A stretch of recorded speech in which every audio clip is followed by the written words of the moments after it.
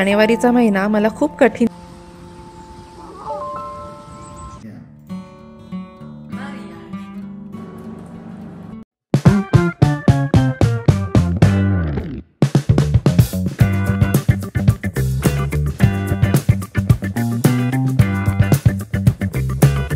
Hi hello जय जिनेंद्रांनी नमस्कार, मी Purva. Welcome to my channel Desi moments in Europe. साहजिकच आहे, थंबनेल बघून तुम्हाला माझी काळजी वाटत असेल, पण त्या पॉइंटवर येण्याआधी पटकन बाहेर पडू.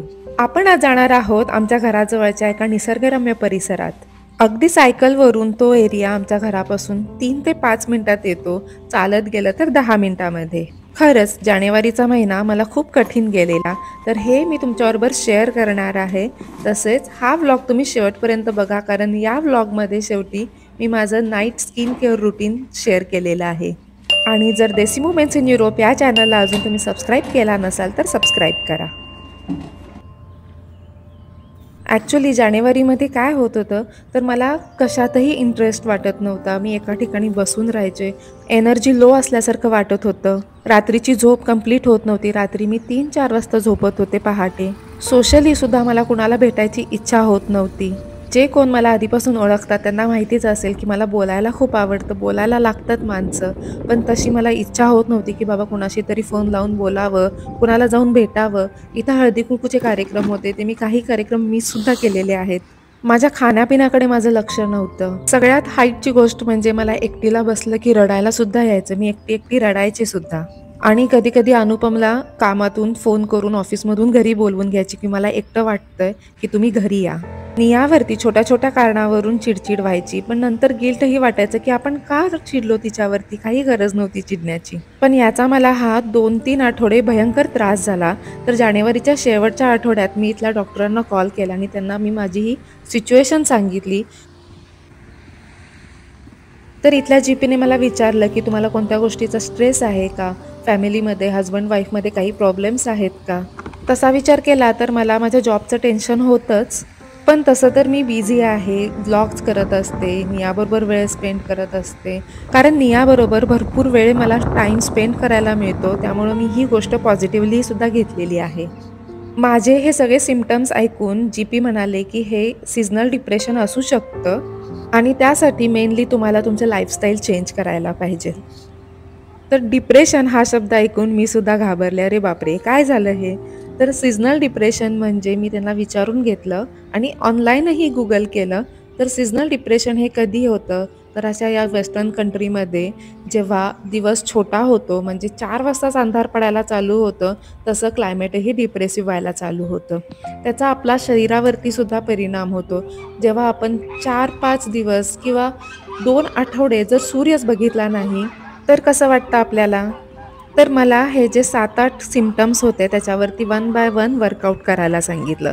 तर पहिला जो प्रॉब्लेम होता माझा, की मी एका ठिकाणी बसून राहायचे, मला काहीही करायची एनर्जी नसायची, बाहेर पडायची इच्छा होत नव्हती. सगळ्यात मेन गोष्ट त्यांनी मला सांगितली की कीप मूव्हिंग. एका ठिकाणी बसून घरात हीटर लावून आपण जेव्हा घरात बसतो तेव्हा एक डिप्रेसिव्ह वातावरणही होऊ शकतं. बाहेरचं वातावरणही चांगलं नसतं आणि घरात आपण एकदम गरम गरम एकटं बसून राहतो. तर त्याच्यासाठी जेव्हा क्लायमेट चांगलं असेल, किल्ली घ्या, घरातून बाहेर पडा.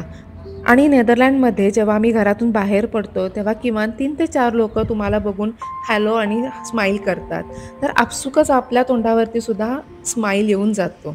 जसं क्लायमेट चांगलं झालं तसं मी घरातून बाहेर पडलेले आहे. किती सुंदर आहे बघा हे. इथं लेक आहे, त्याच्यामध्ये डक्स आहेत, प्राण्यांचा आवाज येत आहे. याच्यापेक्षा सूदिंग आणि कामनेससाठी कुठली गोष्ट आपल्याला हेल्प करेल सांगा. इथे येऊन मी बराच वेळ वॉकिंग करते, तर दिवसाचे माझे जवळजवळ 5,000 स्टेप कंप्लीट होतातच. आणि अशी काहीतरी रोज ॲक्टिव्हिटी केली तर मन प्रसन्न तर होतंच. जर क्लायमेट खराब असेल तर मी माझ्या घराजवळचा जो मॉल आहे तिथे जाते, थोडंसं तिथं विंडो शॉपिंग करते. पण कंपल्सरी घरातून 10 वाजता मी बाहेर पडतेच पडते. आज दुपारपासून पाऊस असणार आहे, त्यामुळे मी लवकर लवकर आलेले आहे, म्हणजे जास्त वेळ मला बाहेर स्पेंड करता येईल म्हणून.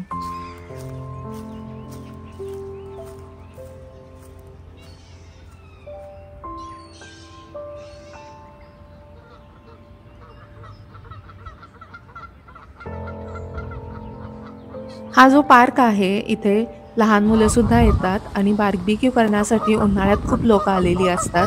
तर हे मी तुमच्याबरोबर नंतर शेअर करेनच.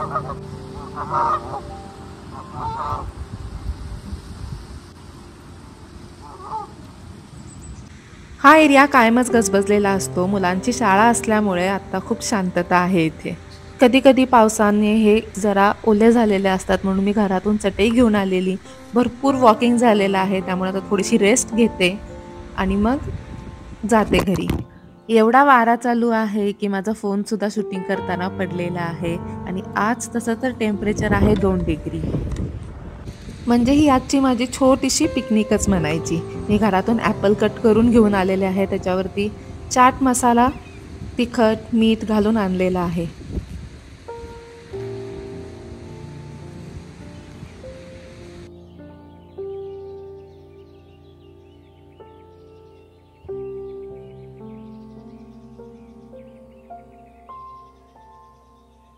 चला आता टाईम झाला घरी जाण्याचा. कारण आज लंचसाठी अनुपमसुद्धा घरी आहे. त्याचं वर्क फ्रॉम होम आहे तर ते वाट बघत आहेत लंचसाठी. मी डक्सना बाय बाय केले आणि घरी निघाले. इथे आतमध्ये लहान मुलांसाठी खेळण्यासाठी अजून एक पार्क आहे. तर इथे फार्म ॲनिमल्स आहेत. शेळ्या, मेंढ्या, डुक्कर, कोंबड्या आणि आपले मोर.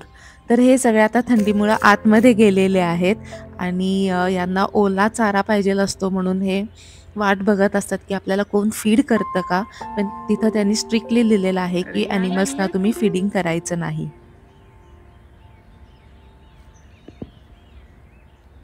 आता हे जे सीझनल डिप्रेशन आहे हे तुम्हाला वाटत असेल की फक्त विंटरमध्येच होत असेल, नंतर रेग्युलर होऊन जाईल, थोडे दिवस सहन करायला काहीच प्रॉब्लेम नाही. पण जर सलग 3-4 महिने तुमच्या बॉडीला त्रास होत असेल, झोप होत नसेल, काही पण खात असाल, भरपूर प्रमाणात कॅफेन म्हणजे दिवसातून 4-5 वेळा जर कॉफी झाली तर शरीरावरती परिणाम तर होणारच आणि तो परिणाम लाँग टाईम राहणारच. त्यामुळे वेळच्या वेळी त्याच्यावरती उपाय करायला सुरुवात केलेली चांगली.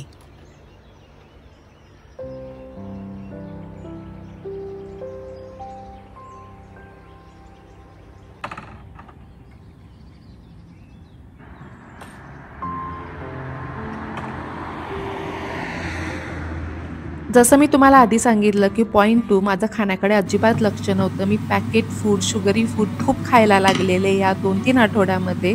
म्हणजे बोर झालं की काहीतरी किचनमध्ये जायचं आणि खायला सुरुवात करायची. पॅकेट घ्यायचं, फोडायचं आणि खाऊन टाकायचं. आणि जर असंच कंटिन्यू 2-3 महिने राहिले तर माझं वेट वाढणार, शरीराची जर हालचाल नसेल तर डायबिटीसची शक्यता असते. तर ह्या लाँग टर्म गोष्टी टाळण्यासाठी याच्यावरती वर्कआउट करणं फार गरजेचं होतं. तर आज मी बनवलेली आहे सगळ्या डाळी घालून, पालक घालून ही आमटी. त्याच्यानंतर मेथीचे पराठे केलेले आहेत आणि salad.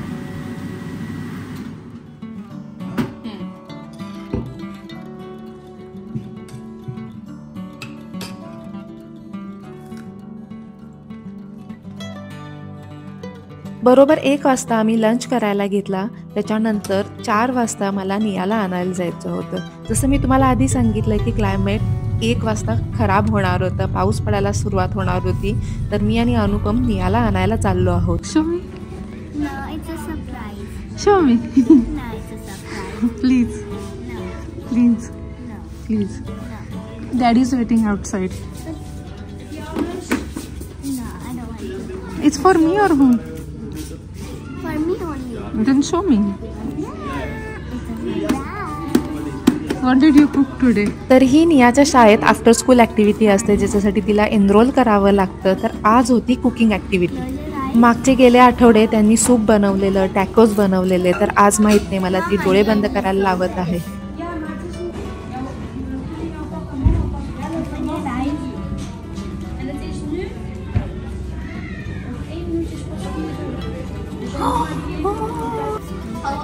What is it? Okay. Cookie, show me. It's a kacha or what? What is it on it? What is it? That Show me. white chocolate, White chocolate. but we made it pink. Pink. Ow. Ow. What? Oh, you're so You're so hot. What is it? Nothing but heart. Special day today. What?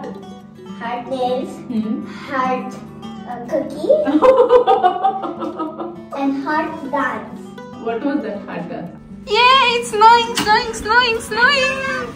It's snowing. I'm surely going outside. After long time. I love snow, so I'm going outside with this. Because इथे निया अनुपमला Dutch शिकवत आहे. mine. Maria, kun je dat spellen? जीपीने third point सांगितलेला की family बरोबर time spend करा, तुमच्या जवळच्या व्यक्तींना भेटा. तर अनुपम सुद्धा 5 ते 6च्या दरम्यान घरी यायचा प्रयत्न करतात. म्हणजे फॅमिली टाइम मिळतो, मला एकटं वाटत नाही, बोलायला मिळतो कोणतरी. तसं तर नेदरलँडमध्ये वर्क लाईफ बॅलन्स आहेच. Mama, look! Wait, don't! Mama, come! Tell me, Vanya. Wait, Mama. Fourth point आहे व्हिटॅमिन्सची कमतरता. हे तर आपल्या सगळ्यांना माहीत आहेच, पण कधी कधी आपण कंटाळा करतो. 1 दिवस 2 दिवस खाल्लं नाही तर काय होईल. पण माझ्या या अशा परिस्थितीनंतर मी आठवणीनं विटॅमिन डी मल्टीव्हिटॅमिनची गोळी घेते आणि नियाला सुद्धा आठवण करते की तू तुझे विटॅमिन्स खा.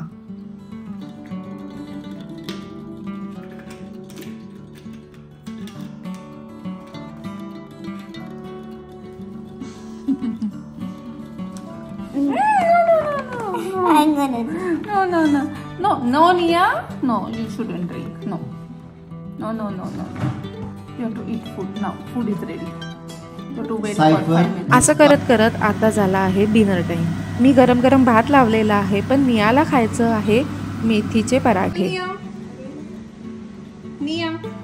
आज काय नियाचा स्क्रीन टाइम पूर्णपणे 0 झालेला आहे. तिचं रीडिंग करून तिला झोपवलं आहे. आत्ता वाजले आहेत 9 आणि आज मी तुमच्याबरोबर शेअर करणार आहे माझं नाईट स्किन केअर रुटीन. त्याआधी माझा 5th पॉईंट झोपायचा इश्यू, त्याच्यावरती जे सोल्युशन सांगितलेलं ते म्हणजे गरम पाण्याची आंघोळ करायची रात्री झोपताना. तर मी कधी कधी हे जे इप्सम सॉल्ट आहे ते टब बाथमध्ये घालून किंवा आपल्या बारडीमध्ये सुद्धा तुम्ही गरम पाणी घेऊन त्याच्यामध्ये इप्सम सॉल्ट घालून पाय सोक करून ठेवायचे. म्हणजे बॉडी रिलॅक्स होते. गरम पाण्याची आंघोळ केल्यानंतर छान झोप सुद्धा लागते. पण मेन म्हणजे रात्री झोप शांतपणे यायला तुमची बॉडी सुद्धा थकली पाहिजे, ॲक्टिव्ह राहिलं पाहिजे दिवसभर.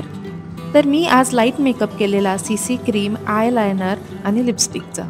तर या सेरावे जेलनं पहिल्यांदा फेस वॉश करून घेतला मी. त्याच्यानंतर सेरावचं क्लिन्झिंग क्रीम लावून मी फेस परत अजून एकदा क्लीन करून घेतला. जो काही राहिलेला उरलेला मेकअप आहे तो या मेकअप रिमूव्हल पॅड्सनी निघून जाईल. पूर्णपणे क्लीन झाल्यानंतर मी त्याच्यावरती लोरियलचं हे रेटिनॉइड आणि नियासिनामाइड ॲसिडचं कॉम्बिनेशन असलेलं क्रीम लावत आहे. आणि ही आहे माझी आय क्रीम. ही आय क्रीम मी डोळ्याच्या खाली लावते आणि तोंडाच्या आजूबाजूला जर पिगमेंटेशन असेल तर किंवा ड्रायनेस असेल तर ते हेल्प करतं. त्याच्यानंतर मी करत आहे फेस मसाज. म्हणजे जे काही आपलं क्रीम असतं ते छानपैकी स्किनमध्ये पेनिट्रेट होतं. आणि लास्टला आहे हे क्लिनिकचं मॉइश्चरायझर, जे मी ऑलरेडी तुमच्याबरोबर शेअर केलेलं आहे. तर हे 100 Hours सर्ज मॉइश्चरायझर आहे. मला केस बांधून झोपायची सवय आहे. केस सोडून मला अजिबात झोप लागत नाही, गुळगुळतात केस इकडे तिकडे. तर मी हे सायंटिफिक कोम्बिंग करत आहे. Left side, right side, total backward, front असं पूर्णपणे कोंब करून खूप सारे केस गळतात, पण जे काही अनहेल्दी केस असतात ते निघून येतात. आजच्यापेक्षा दुसरा दिवस कसा बेटर होईल याच्यासाठी मी प्रयत्न करणारच आहे. आणि या 5 सोल्युशननी मला सुद्धा हेल्प झालेली आहे बाहेर येण्यासाठी या गोष्टीतून. तर हा व्लॉग आवडला असेल तर लाईक करा, चॅनलला जर सबस्क्राईब केलं नसेल तर सबस्क्राईब करा आणि खूप जास्त शेअर करा. See you in the next vlog. Bye.